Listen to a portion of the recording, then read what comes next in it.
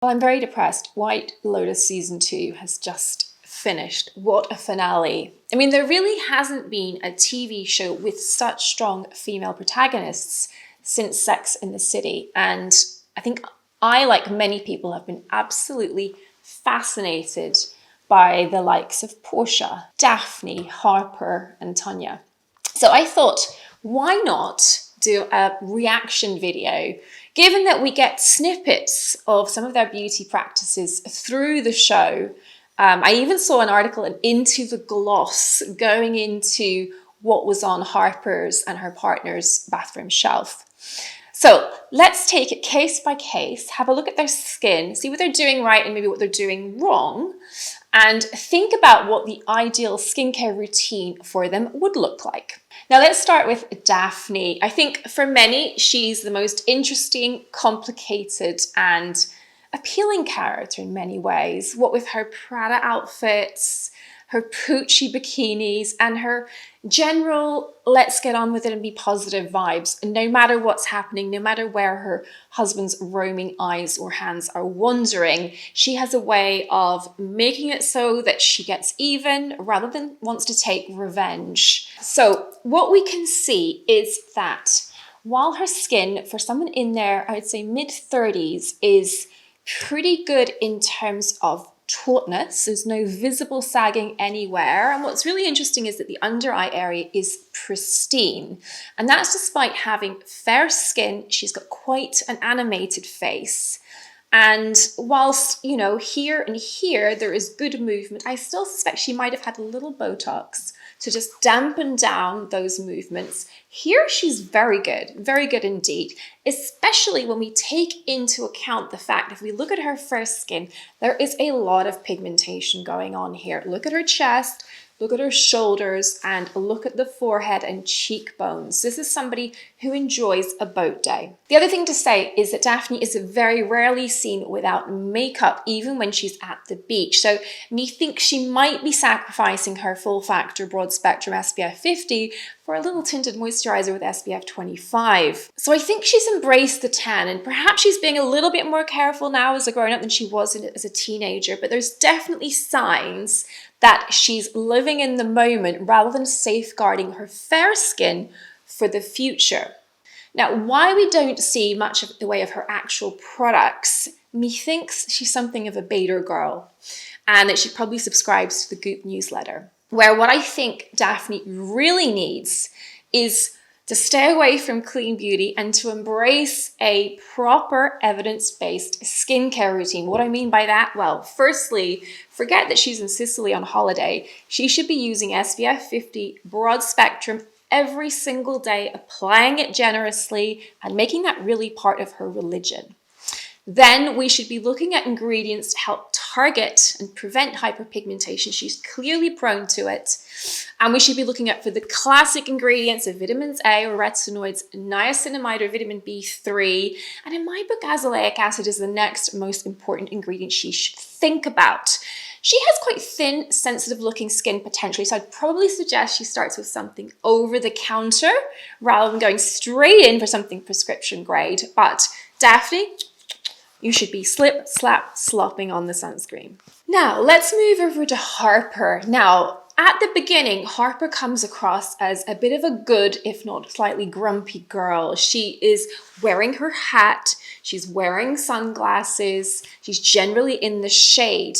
But what's interesting, as her character unfolds and she gets a little bit more crazy, a little bit more out there as she starts to rebel against her husband's seeming one night of hedonism, you start to see a little more skin. There's a sexier side of Harper comes out, and she gets a little more carefree in the sun. It's interesting how they've used that from her looking a little tight at the beginning to becoming a little bit more living for the moment in her flirty phase. When she's in her good girl phase, as I said, she's wearing her hat, she's wearing her sunglasses, she looks like she's diligently applying sunscreen.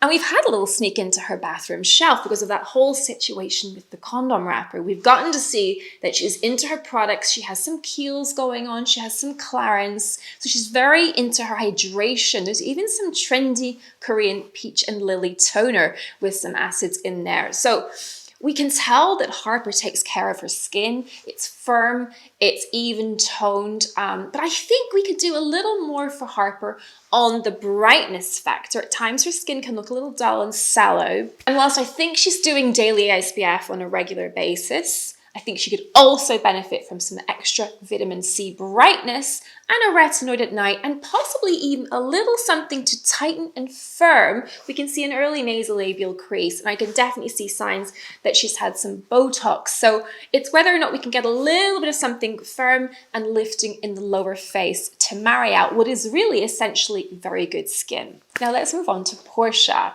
Chaotic fashion sense, the source of many conversations on the internet as to whether she is stylish or not.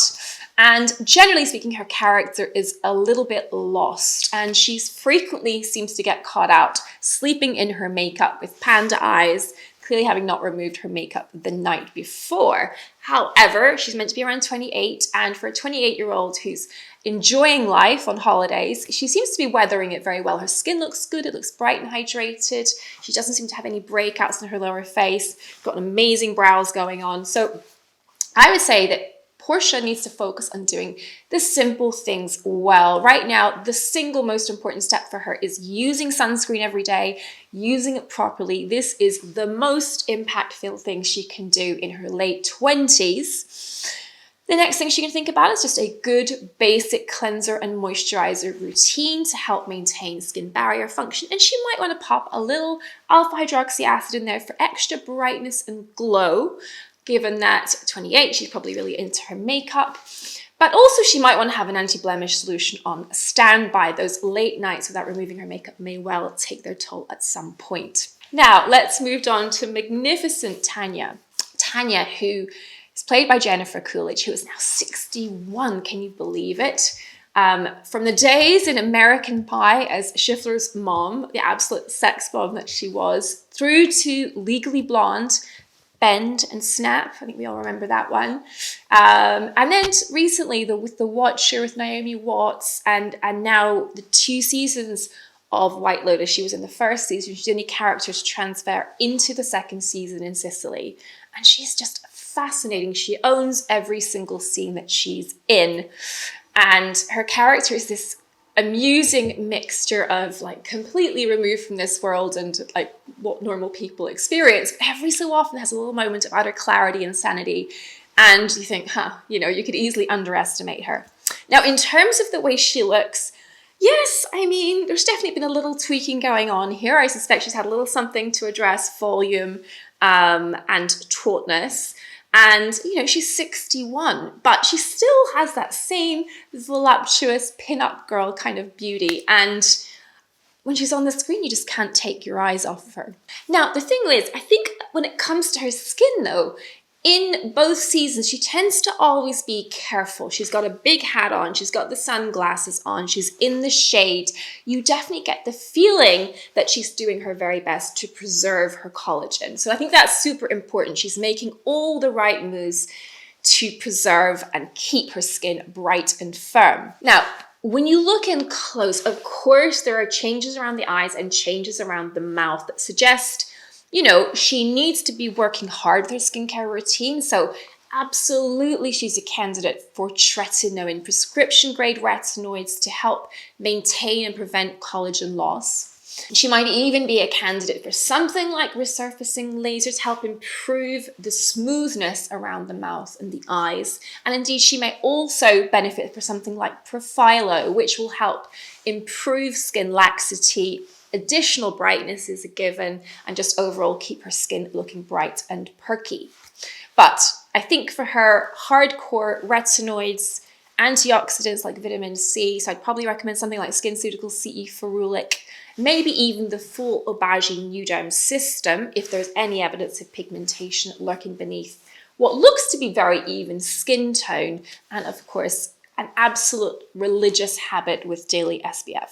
So that's my take on the beauties of White Lotus season 2. I think my favorite character is Daphne, but that changes. Tell me in the comments down below who your favorite character is or who you recognize yourself in. And if you like this kind of video, let me know and I'll do another one. So if you like this one, do go and watch my TikTok reactions video. I don't tend to do reaction videos very often, but maybe I should do them more. Also, let me know how you like this setup.